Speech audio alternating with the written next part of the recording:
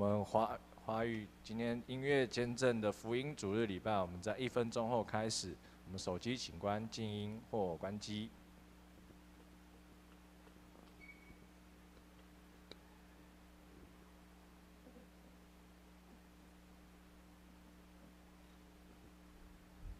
各位弟兄姐妹平安！感谢我们今天在这边，我们要来我们的音乐见证福音主日。我们来唱我们第一首歌，请我们的弟兄姐妹站立。我们一起来唱我们第一首歌《喜乐泉源》。你是我喜乐泉源，你是我欢喜跳跃，你是我自由飞翔，不再被罪恶捆绑。你是我永生盼望，你爱有无比力量，从今世直到永远，你应许不会改变。你的宝血有能力，能医治一切的伤痛，你的复活能改变一切的咒诅，成为祝福。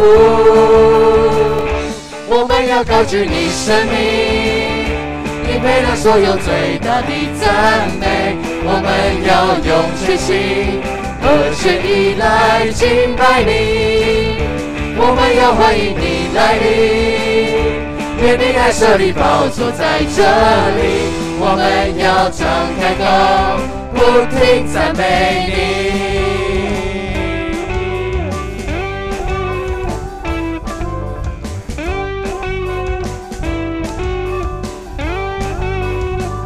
你是我喜乐泉源，你是我欢喜跳跃，你是我自由飞翔，不再被罪恶捆绑。你是我永生盼望，你爱有无比力量，从今世直到永远，你应许不会改变。你的宝血有能力，能医治一切的伤痛，你的复活能改变一切的咒诅，成为祝福。我们要高举你生命，你配得所有最大的赞美。我们要用全心和全意来敬拜你，我们要欢迎你来临，愿你来设立宝座在这里。我们要张开口，不停赞美你，我们要高举你生命，你配得所有最大的赞美。我们要用全心和全意来敬拜你，我们要欢迎你来临，愿你来设立宝座在这里。我们要张开口，不停赞美你。我们要高举你生命，我们要高举你生命，你配得所有最大的赞美。我们要用全心和全意来敬拜你，我们要欢迎你来临，愿你来设立宝座在这里。我们要张开口，不停赞美你。我们要张开口，我们要张开口，不停赞美你。我们要张开口，我们要张开口，不停赞美你。哈利路亚！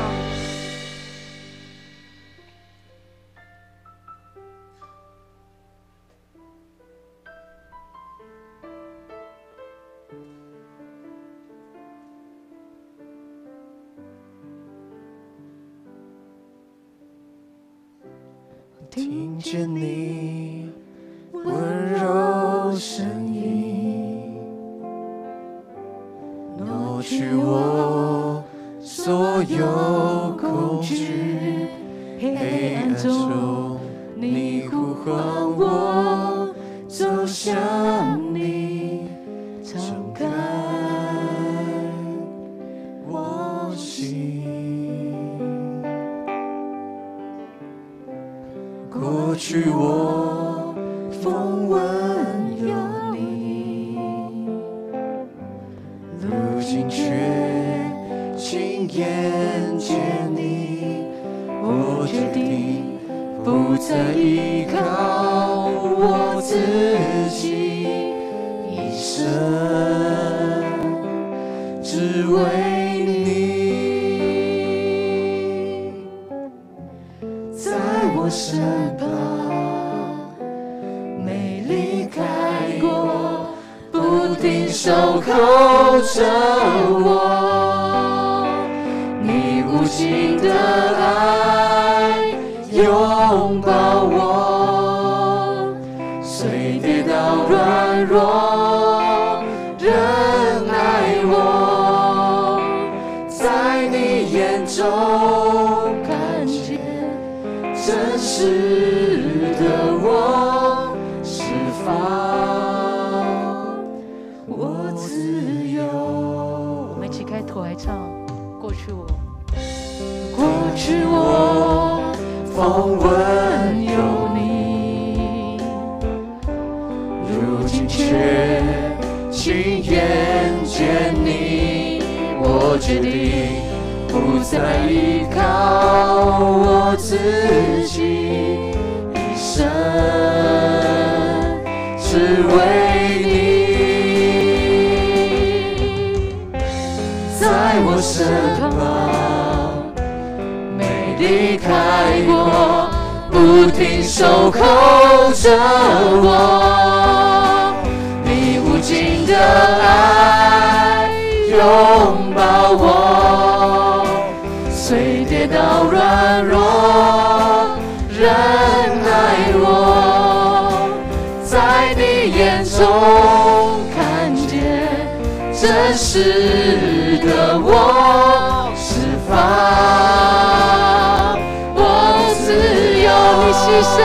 你牺牲的爱拯救我，用平和诉说，不放松，在你眼中看见真实的我，你是全所有，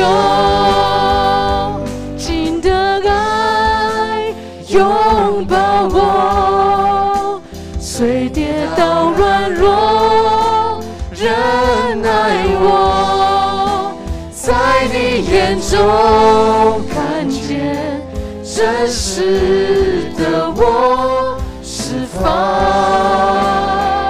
我自由，你牺牲的爱拯救我，用平和诉说，不放手，在你眼中看见真实的我，你是全所有。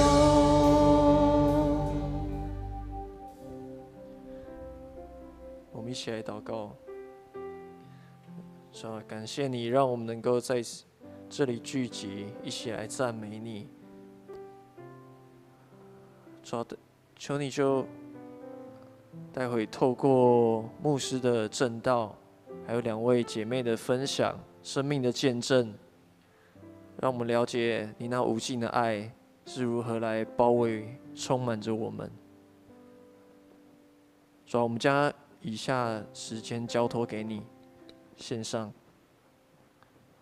祷告是奉主耶稣基督的名求，阿门。Amen。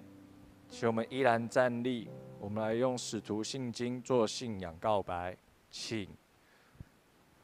我信上帝全能的父，创造天地的主。我信我主耶稣基督，上帝独生的子，因圣灵感孕，由童真女玛利亚所生，在本丢比拉多任内受难，被钉于十字架，受死，埋葬，降在阴间。第3天从死人中复活，升天，坐在全能的父上帝的右边，将来必从那里降临，审判活人死人。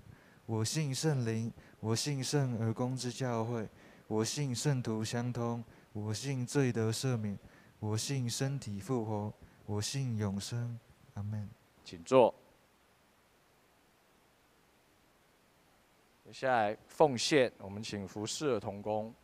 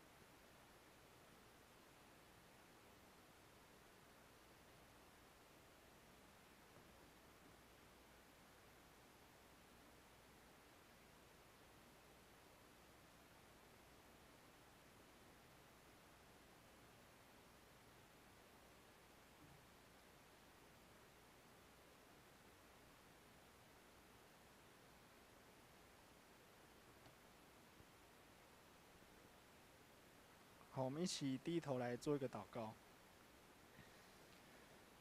亲爱的父神，我们恭敬的来到你的宝座前，真心诚意的敬拜赞美你，因为你是创造宇宙万有的神，你统管一切，我们的生活、生命气息都属于你。主啊，谢谢你赐下你宝贵的话语给我们，成为我们脚前的灯，路上的光，使我们不致偏离你的道路。你的话在我们生命中发出亮光，使我们得着智慧。也愿主常常指引我们当行的路、当做的事，好让我们的生命能够荣耀你的名。最后，我们也要用主祷文这样祷告说：我们在天上的父，愿人都尊你的名为圣。愿你的国降临，愿你的旨意行在地上，如同行在天上。我们日用的饮食，今日赐给我们，免我们的债，如同我们免了的债，不叫我们遇见试探，救我们脱离凶恶。因为国度、权柄、荣耀，全是你的，直到永远。阿们。现在报告，我们一起来看周报。教会消息，我们来看第一项。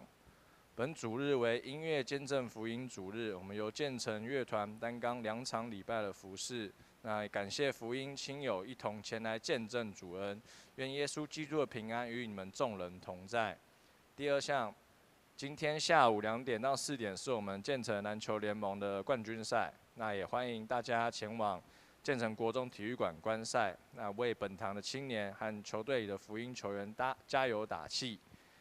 那本主日下午到10月25号，2位牧师将陆续参加中会教社部举办的高龄关怀事工同工培力课程，在泸州。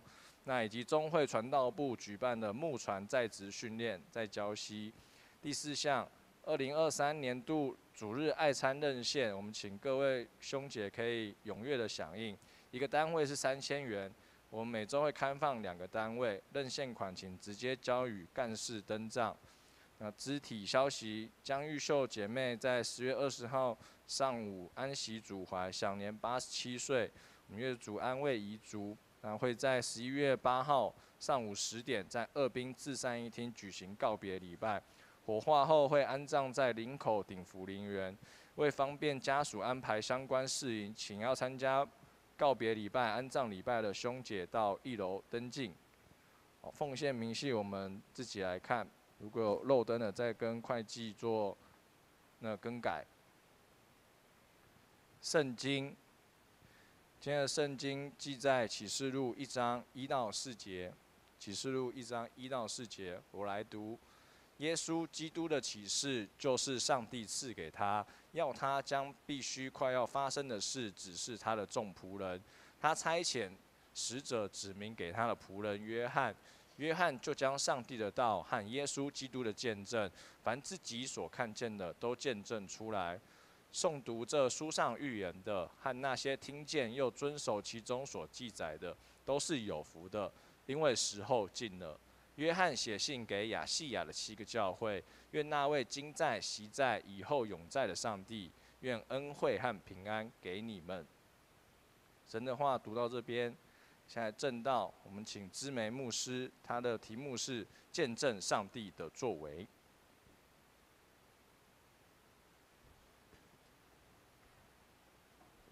弟兄姐妹，大家平安。我想前一阵子，应该说这几年啦，哈，近年来，我们常常听到北韩在试射飞弹的消息。那北韩试射飞弹的频率越来越高，好，他们一直在射程啊，各方面还有方向的，让邻近的日本、南韩，甚至于到美国、俄罗斯，其实他们也都绷紧神经。在今年初又爆发了乌俄战争。从乌俄战争爆发以来，中国对台湾武统的企图也更加的明显。我想，不论是北韩还是中国，一直以来，其实这两个国家对周边邻近国家来说，就好像一颗随时会引爆的未爆弹，因为他们无法用理性思维去做分析，没有人知道下一刻他们会不会这个飞弹就是手就按下去，然后就发射，然后不晓得射到哪里去，这样就是所谓不按牌理出牌啦。那最近呢，在中国北京一座天桥上面，有人去拉布条抗议，好抗议习近平等等的布条。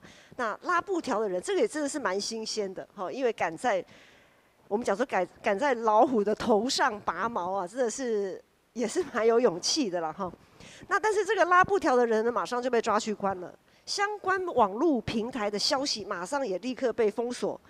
北京当局的反应，对我们来讲一点都不意外。一点都不意外，虽然对我们民主自由的台湾来讲是非常，也太玻璃心了吧？哈，有必要这么这样子吗？哈，可是对他们的反应对我们来讲不意外，但是对于一些在当地的民主斗士来讲，除了勇气，其实他们更需要有智慧。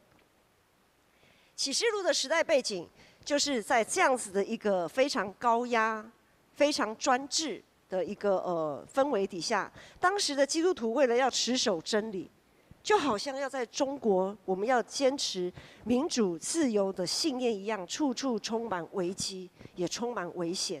稍一不慎，可能自己的性命就像牺牲了。那牺牲自己的性命事小，有可能因为这样子的一个事件，引发一连串北京当局去打压。去逼迫那一些隐藏在冰山下面的更庞大的一些体系。好，上帝也相当清楚，使徒约翰他在第1世纪末所面对那个庞大又专制的政权，因此上帝他所给约翰看到的那些异象，上帝要约翰来启示给众教会的那些信息，就好像摩斯密码一样。在当时，只有内行人或是自己人，我们讲说自己人啊，就当时被逼迫的基督徒才知道说，约翰到底讲的是什么，约翰所要传达的到底是什么。但是由于在那个时候的整个学术环境啊，或者我们讲说一些文件各方面的，并不像现在这么发达。现在手机讯息一传到处都有，在那个时代并没有，大家躲的躲，逃的逃。然后经历好几个世纪的混乱之后呢，在相对安定的一个情境之下，也是好几百年过去了。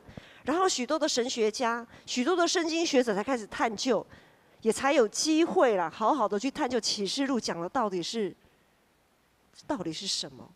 就好像我们现在最近我们的读经进度就是在启示录，到底启示录里面所谈的那些意象。7碗、7号、7印到底指的是什么呢？然后那些对众教会所说的话，又是实际上具体来讲，到底又是指哪一些事情？哪一些是已经发生的？哪一些是还没有发生？搞不清楚，众说纷纭，没有一个标准答案。也因此，有许多人纠结在启示录所要传递的真相到底是什么。许多人也深陷在那个无理物经文的无理物当中啊，甚至有人自诩为先知，有人说我是先知，然后呢，圣灵给我感动，让我知道启示录里面所指的那个龙、那个妇人，还有那些意象到底所指的是什么？他用自己的意思去强加解释，并且去预测，甚至去蛊惑信徒去相信这一些事情即将来到，世界末日的那一刻即将来临。上帝给我们每一个人都有自由意志去做选择啊，也给我们充分的好奇心去探索。可是我们往往我们的好奇心是用在不对的地方，包括像刚才牧师所说，我们对启示录的那一些非常谜样的经文，有的时候我们过头了。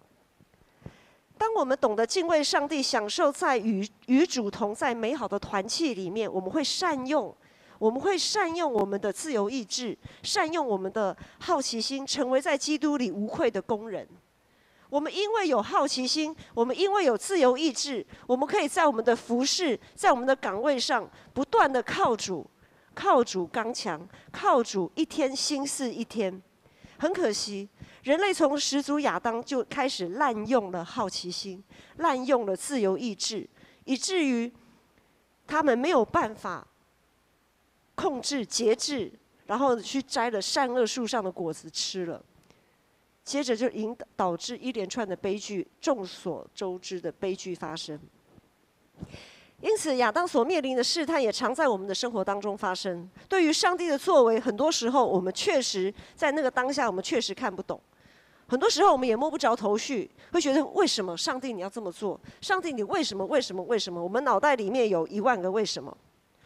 然而，在偷吃善恶果的这个后遗症之下，我们也常允许自己毫无敬虔的向上帝要一个答案。我们常常允许自己毫无节制的向上帝所求无度。上帝，我祷告这么久，你怎么不给我？一旦上帝的回答不符合我们期待，我们就会像亚当一样，想要替自己伸张正义，以为自己可以跟上帝同等，因为吃了善恶果。撒旦就是说，吃了就可以跟上帝一样。亚当就是这样子，以为自己可以跟上帝同等，甚至他向上帝质疑。我们有的时候就是会向上帝质疑啊，上帝啊，你做了什么好事？你看你做了什么好事？然后我们也认为自己可以不需要上帝。使徒约翰他从来不敢这么想，至少在他经历耶稣受难、遇见复活的基督之后，他就再也不敢这么想了。在耶稣受难之前，约翰跟雅各就是他们兄弟2个还要争谁为大嘛。可是，在经历耶稣受难、复活之后，约翰再也不敢替自己做任何盘算，他只知道他属基督。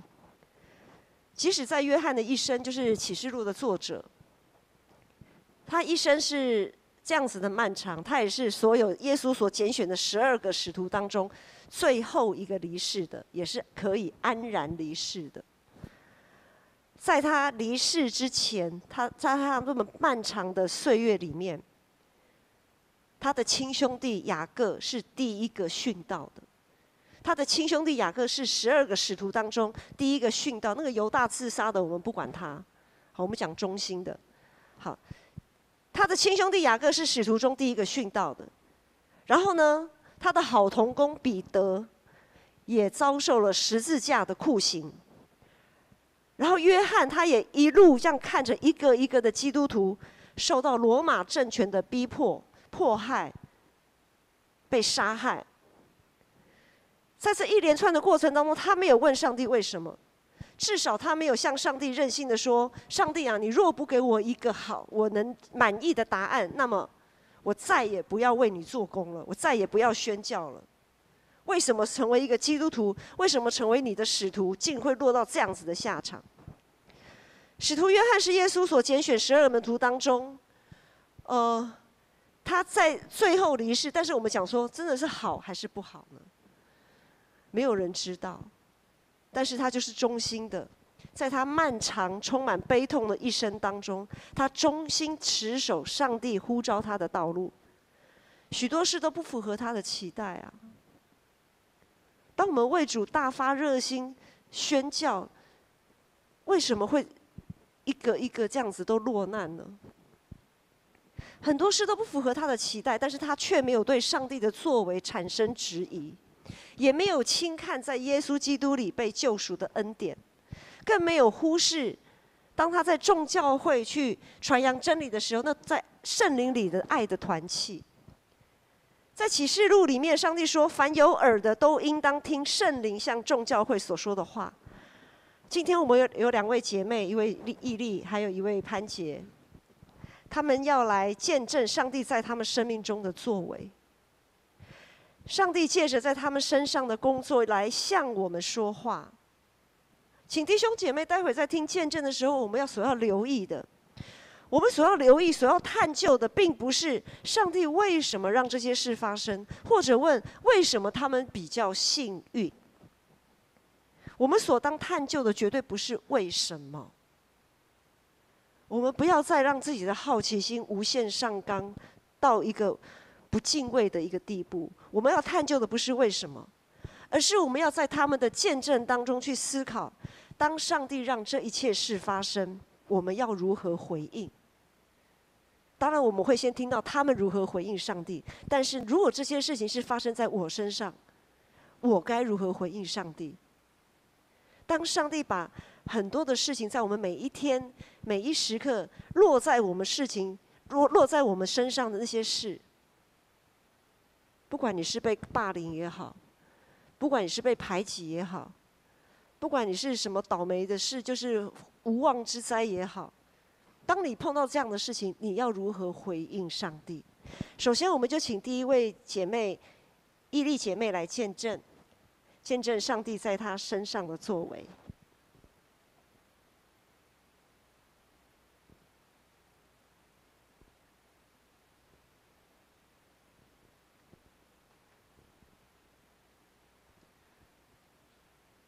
各位弟兄姐妹，大家平安，我是毅力。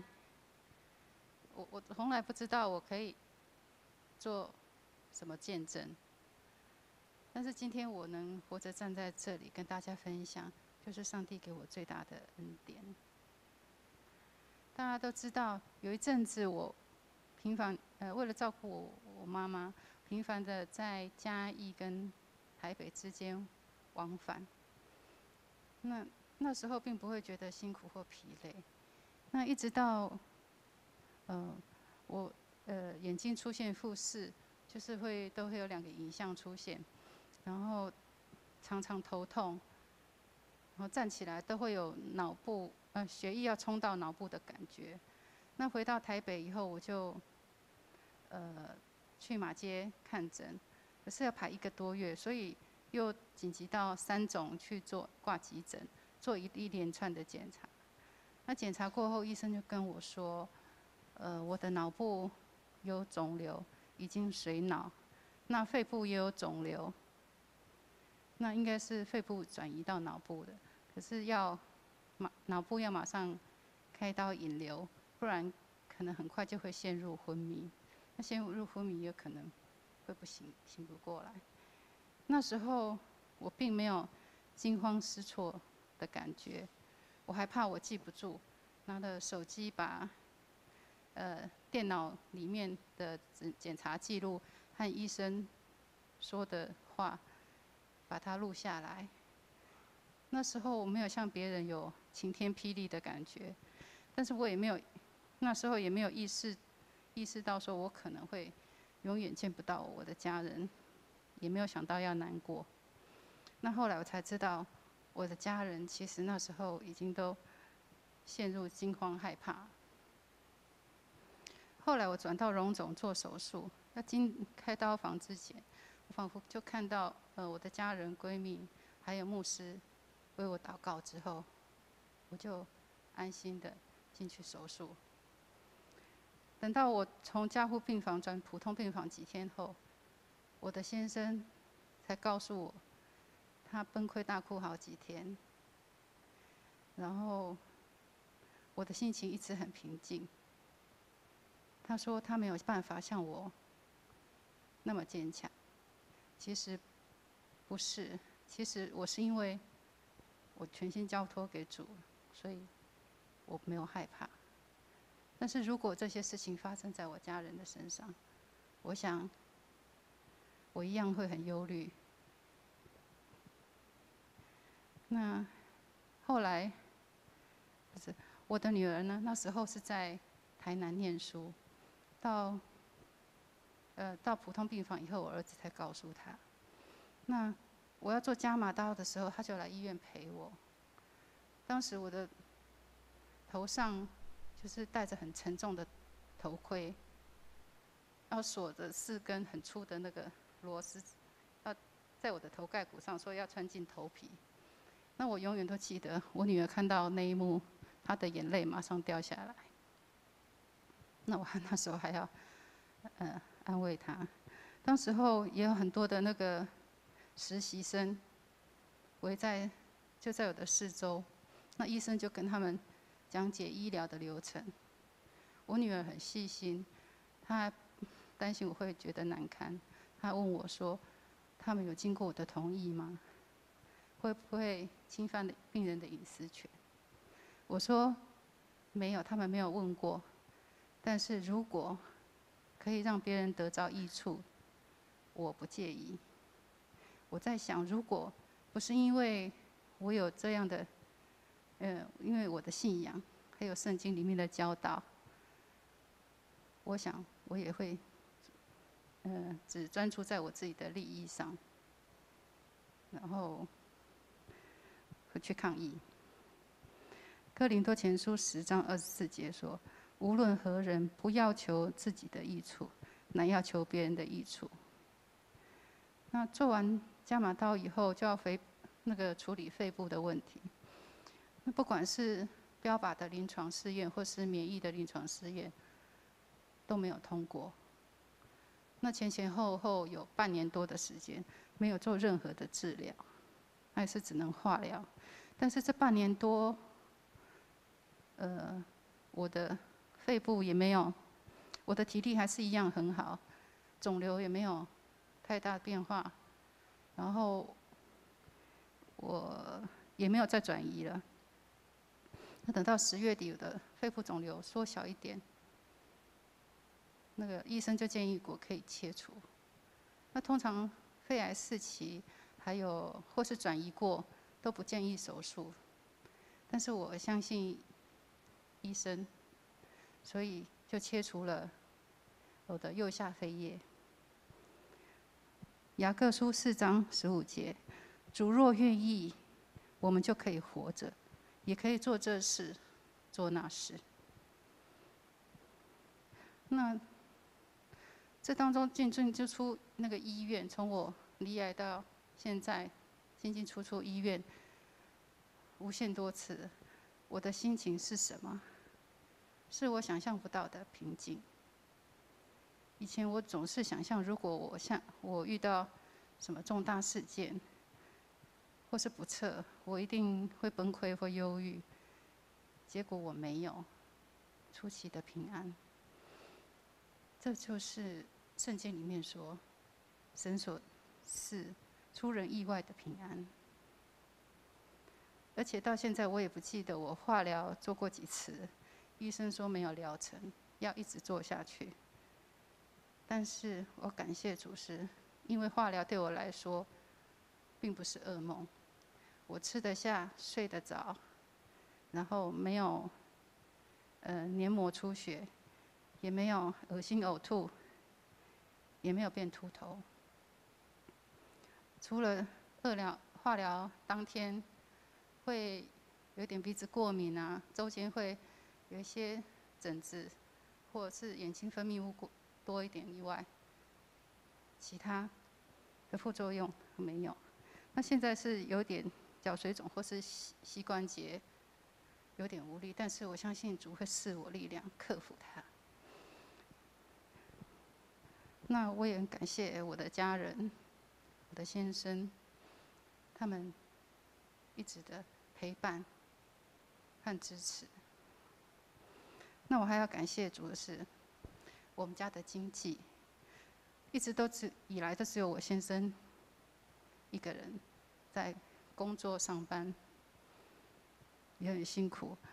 然后到现在为止，我们都是每个月都会有透支状态，但是因为我的保险理赔金一直也陆陆续续的进来，所以到现在，我们家里的支出都是够我们家里支出，而且不缺。所以我相信上帝必定看顾，而且预备。那这两年多来，我都是很平静安稳的吗？几乎是。但是有时候还是会受到撒旦的攻击，就是莫名的会焦虑不安。然后因为我一直都很平静，所以一焦虑起来，我的心里就会很恐慌。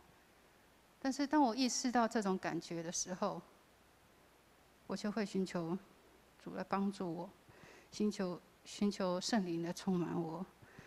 我会奉主的名宣告，撒旦离开。那有时候不会马上消除，但是会慢慢平静下来。但是有时候就祷告读经完，就烟消云散，什么都不见了。所以我现在比较有病识感，就是常常会有圣灵提醒。当我的心情莫名的忧郁，或是快有负面情绪出来的时候，我就会寻求主帮助，或是奉主名的宣告，拒绝恐惧。所以我现在才会一直有平静的心。然后我是蒙恩的罪人，以前我总会觉得有罪疚感，觉得主是高高在上的，我敬畏他，觉得自己不配跟主求。可是自从主把我从鬼门关领回来以后，我不再只是敬畏他，还更觉得亲近他，更自然的可以称为他为阿爸父，也更能坦然无惧的来到他的施恩宝座前，寻求他的同在，求他带领我行在他的道上。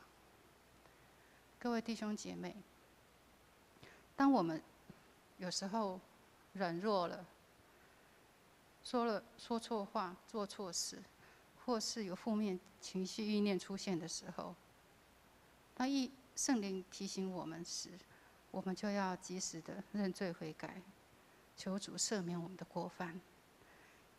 我现在知道，在爱里没有惧怕，不要让罪疚感和恐惧捆绑我们，拉开我们与主的距离。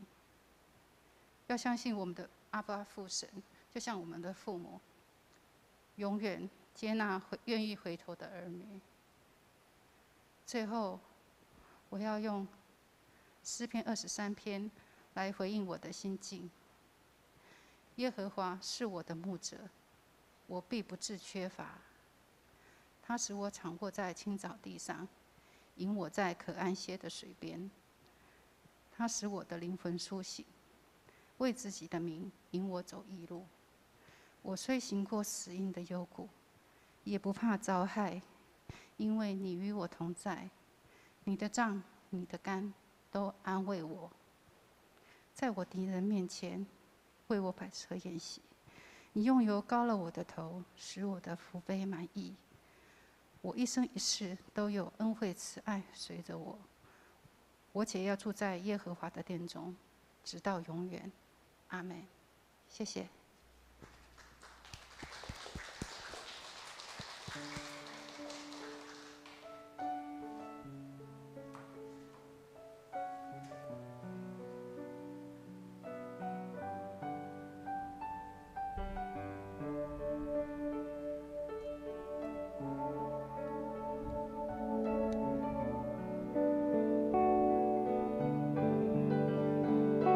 主啊，求你怜悯我，扶持我软弱，伸手牵着陪我向前走。主啊，重担为我挪，加添我力量，仰望荣面你为我拯救。求主垂听我祷告，我的忧虑你知道，你爱怜悯受所造，神知道我所需要，看见荣耀主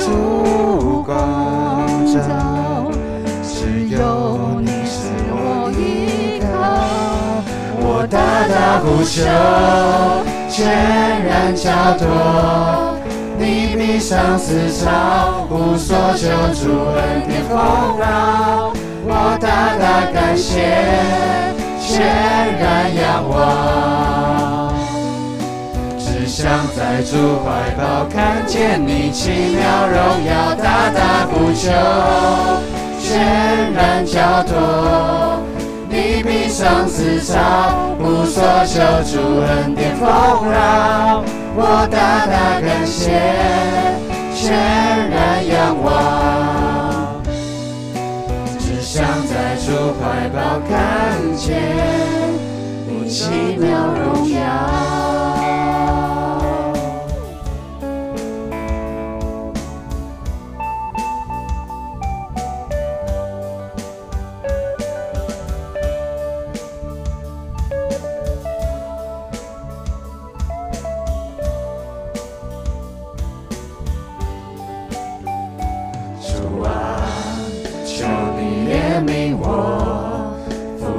我软弱，伸手牵着陪我向前走。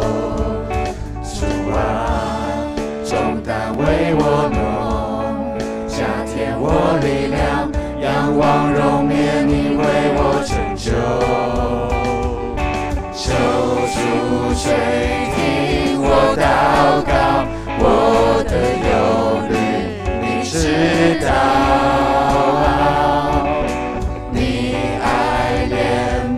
手所造，神知道我所需要，看见荣耀主光照，只有你是我依靠，我大大呼求，全然交托。你比上司超，无所求，主恩典丰饶。我大大感谢，全然仰望。只想在主怀抱看见你奇妙荣耀，大大呼求，全然交托。你比上司超，无所求，主恩典丰饶。我大大感谢，全然仰望。只想在主怀抱看见，我大大呼求，全然交托。你比上司超，无所求，主恩典丰饶。我大大感谢，全然仰望。只想在主怀抱看见你奇妙荣耀。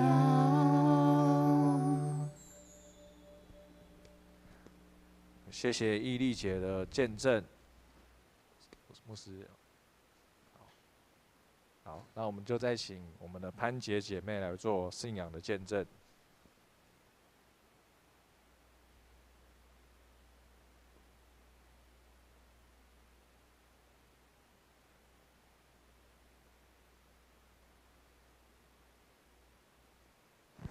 大家平安，我是潘杰，我今天要来分享我的见证。在今年的3月31号的时候，我跟我朋友要前往台中去小旅游。对，那当天的时候，我说给我开车，我想要开。对，然后开上国道的时候，当时我是开在最内道。对，然后在经过苗栗路段的时候，前方的车辆突然有掉落物掉下来，然后朝我们这里飞过来。对，然后我当下就想说，我闪得过，我就很帅气的往中间道让打方向灯过去，就眼神一往前的时候，掉落物就在我正前方。我那时候真的傻眼，对，然后我就听着我朋友讲说左边左边，对，那我当下也是想要闪掉它，因为我不知道那个东西是什么，当下就是很快，因为我那时候车速大概在100多吧。对，然后，对，它之后就是装冷气的铁架，但因为当下的时候我没有办法去看说是什么，我只知道我们要被这个东西给那个撞到，它可能会穿到里面，然后我们可能会对受伤这样子。对，然后我当下往左边转的时候，我就撞到了那个中间的分隔岛，然后我们就连人带车的从最内道，然后翻到了最外道。对，然后照片就是车到最外道，那时候我是在腾空的，然后我朋友是在最下面。对，然后我就觉得说，这不是在电视上才会看到的事情吗？在国道上面翻车，怎么会发生在我身上？对，然后其实我当下也忘记转了2圈还是3圈。对，然后当下的感觉是很像在坐云霄飞车，就是一个上一个下，然后我跟朋友就上一下一上一下这样子。就当下我没有太多的恐惧。我的第一个想法，在转的过程中的第一个想法就是觉得啊，完蛋了，我的旅游毁了。对，然后第二个想法就是想说，我把我朋友的车撞烂了怎么办？这样子。对，然后之后停下来的时候，我才慢慢的感觉到恐惧，就觉得啊，后方的车辆会不会撞上来？对，然后因为就一直听着那个车子很快速的咻咻咻过去。然后我也很担心，就是因为那个在转的过程中，那个窗户都有破掉，我就很怕说窗户会不会破掉，我们会不会毁容这样子，就是玻璃会不会往里面掉这样子，我就那时候会有点担心。对，然后但是我们都没事。就是你们能相信在高速行驶在国道上撞上分隔岛，滚了3圈依旧毫发无伤吗？我连我的头发都没有伤到，皮肉伤也没有，一切都很正常。对，然后这是何等奇妙的恩典，就是当魔鬼要向你索讨我们的生命的时候，魔鬼要得逞的时候，不管你往左往右。那个掉落物就是想要绊倒你，但他不知道我头上有一个那个上帝的光啊。对，神是我的磐石，是我的避难所。对，他能拿我怎么样？魔鬼能拿我怎么样？对，然后也感谢主耶稣，因为他出手搭救了我们，然后他爱我，他也爱我的朋友，他保护了我们的生命，使我们不受到一点伤害。当下车子就拖吊车来，把它拖掉之后，然后我们就把这台车拿去报废。对，那我们之后也继续我们台中的旅游，我们就去租机车，然后去找好吃的羊肉炉去吃，然后也租了把原本比较烂的饭店退掉，然后换比较好的。对，然后就继续我们的行程这样子。感谢神何等奇妙的恩典，对，耶稣出手搭救了我们。对，那其实我本来是不太想做见证，因为我就不太想去回想过去的，就是过去发生的事情。对，那因为我不想要得罪我的主，我不想要我惧怕我的主，我知道我必须站在这里为他做见证，因为他给我如此奇妙的恩典，奇妙的事在我身上，我知道我必须要为他做见证，我不能白白领受他的恩典。这个经文是每年过年在教会的时候，牧师会发那个红包，经文的红包抽的。对，那这是我今年抽到的。雀鸟盘旋护卫，万军耶和华也必照样保护耶路撒冷，他必保护拯救，必逾越而搭救。以赛亚书21章5节。对，31章、21章、31章5节。对，然后感谢主耶稣的拯救及恩典。我要在敬畏你的人面前献上我许下的愿，我愿意一生一世爱我的主耶稣基督，奉献及服侍，歌颂我的主耶稣基督，赞美我主耶稣基督，直到永远。对，愿主耶稣所赏赐的平安喜乐都与众会友同在，一切荣耀归给我主耶稣基督。哈利路亚，阿们。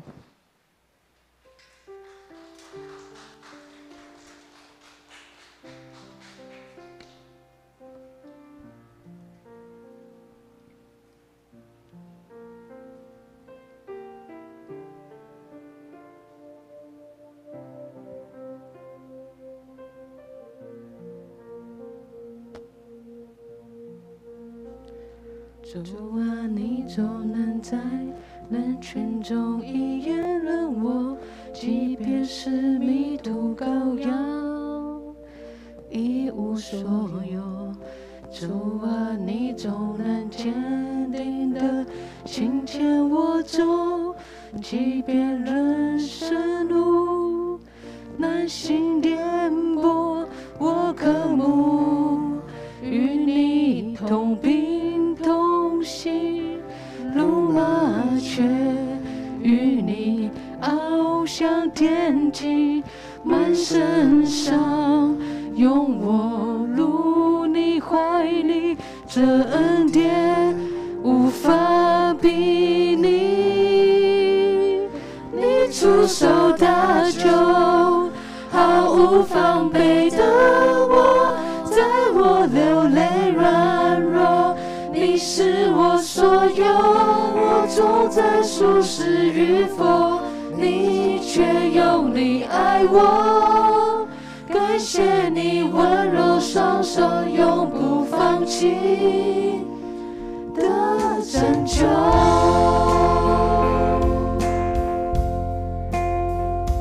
主啊，你总能在人群中一眼认我，即便是迷途羔羊，一无所有。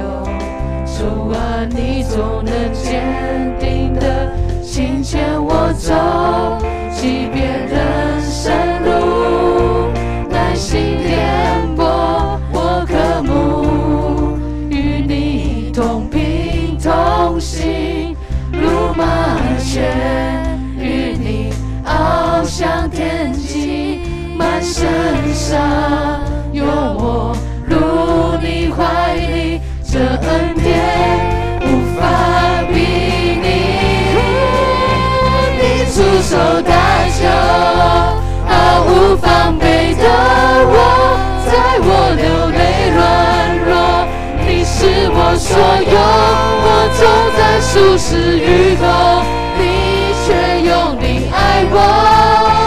感谢你温柔双手，永不放弃的拯救。你出手搭救，毫无防备的我，在我流泪软弱，你是我所有。我走在舒适与否，你却用力爱我。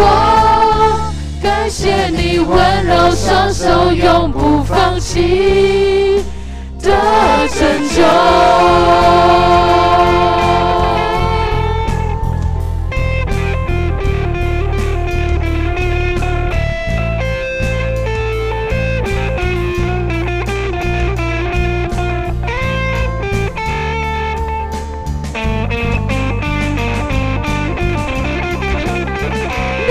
出手搭救，毫无防备的我，在我流泪软弱，你是我所有。我走在舒适与否，你却用力爱我。感谢你温柔双手，永不放弃的拯救。你出手搭救，毫无防备的我，在我流泪软弱，你是我所有。我走在舒适与否，你却用力爱我。感谢你温柔双手，永不放弃的拯救。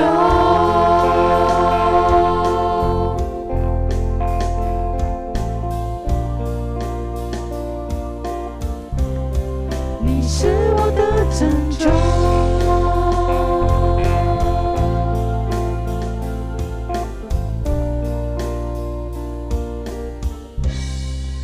你是我的拯救。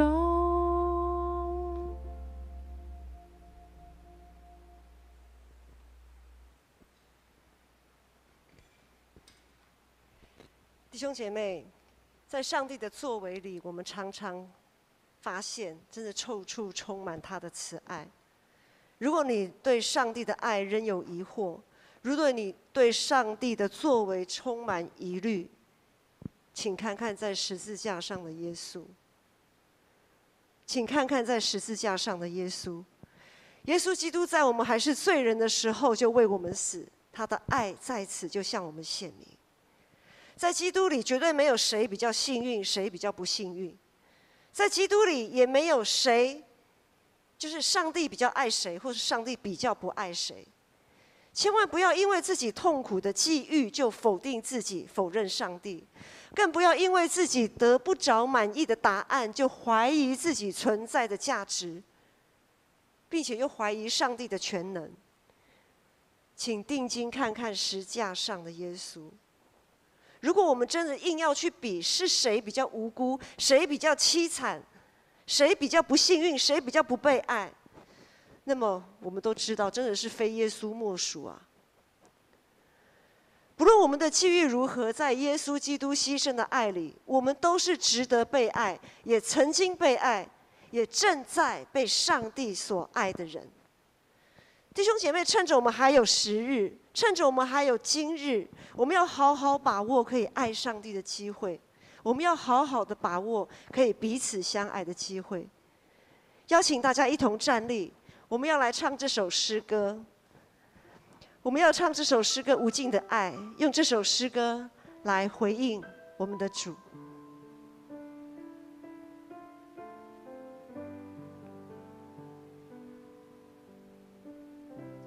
听见你温柔声音，挪去我所有恐惧，黑暗中你呼唤我走向你，敞开我心。过去我风闻有你，如今却亲眼见你，我决定不再依靠我自己，一生只为你，在我身旁没离开过，不定守候着我，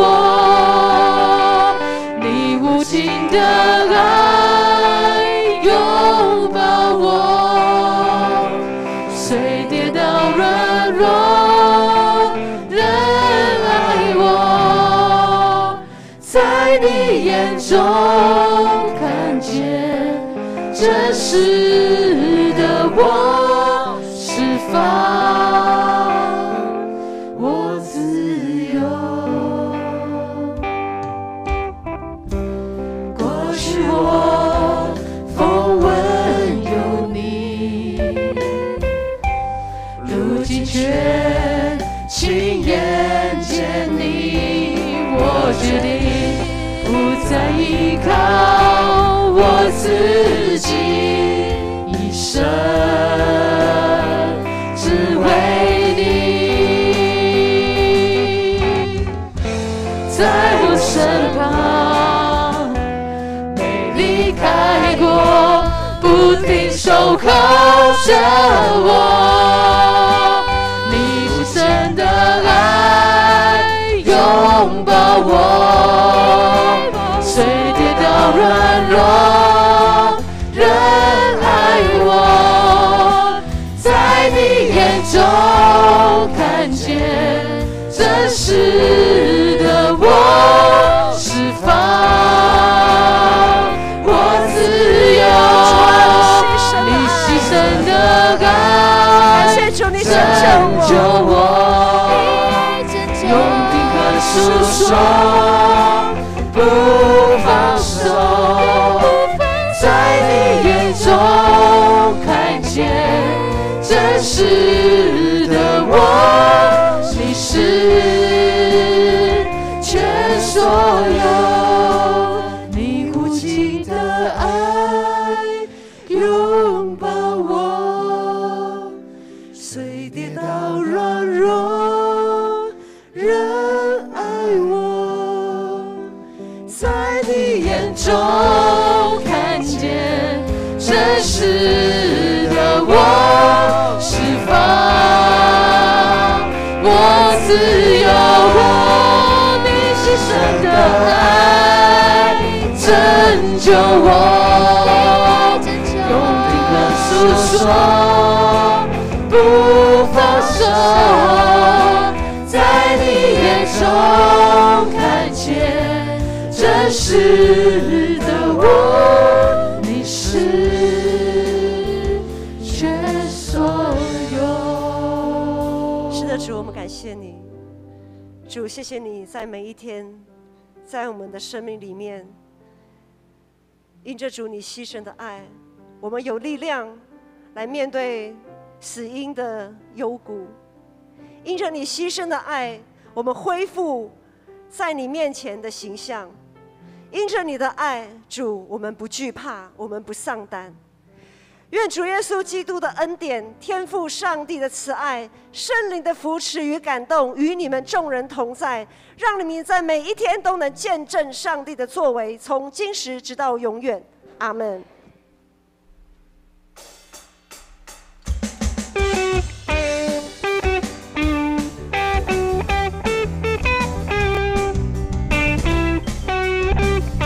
我们一起拍手。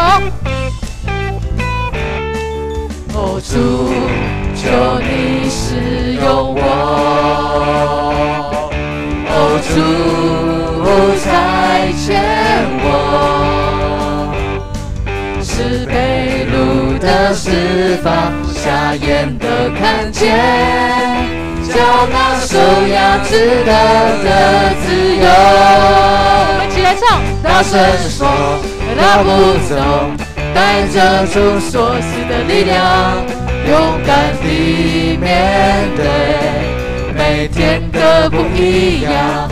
每天总会亮，有主同行，我不害怕。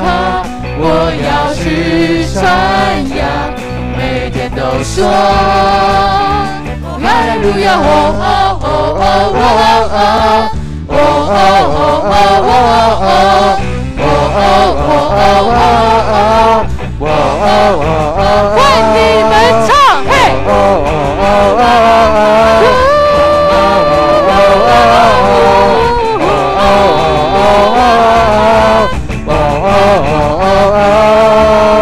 一起来，大声说，嘿！大步走，带着主所赐的力量，勇敢地面对每天的不一样。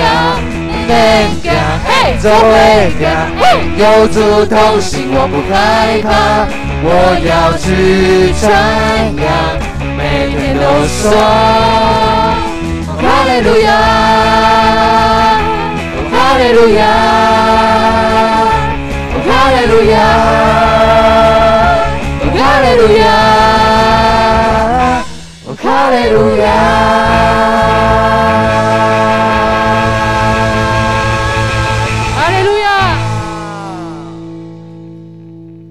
礼拜到这边结束啊，我们等一下可以交谊请安，谢谢各位。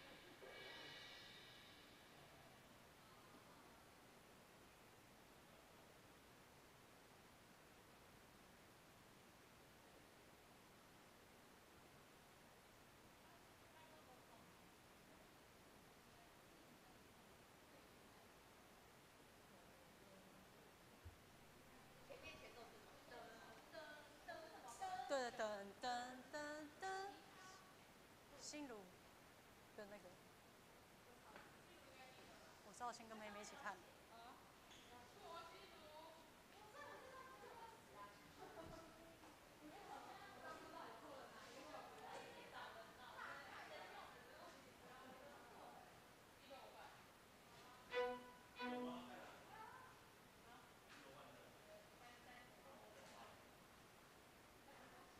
我到底什么时候可以当那个九层塔蛋那个什么标的葱油饼？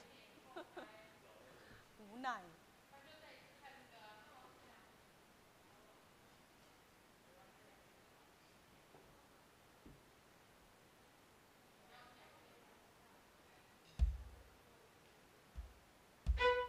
有时候也会想吃2个便当的菜，跟那个主。